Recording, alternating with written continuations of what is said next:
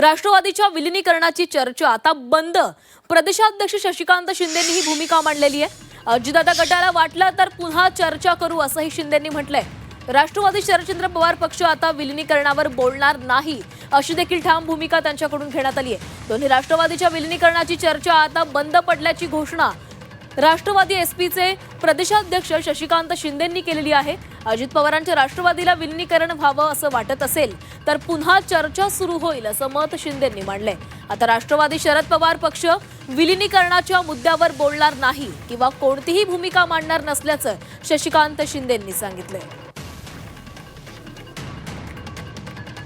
आता या बाबतीमध्ये आम्ही चर्चा करणार नाही. आम्ही विषय मांडला, निर्णय घ्यायचा, जसं देवेंद्र फडणवीस म्हणतात त्याप्रमाणे निर्णय आता कोणी घ्यायचा आहे त्या पक्षाच्या, राष्ट्रवादीच्या, अजितदादा गटाच्या लोकांनी घ्यायचा आहे.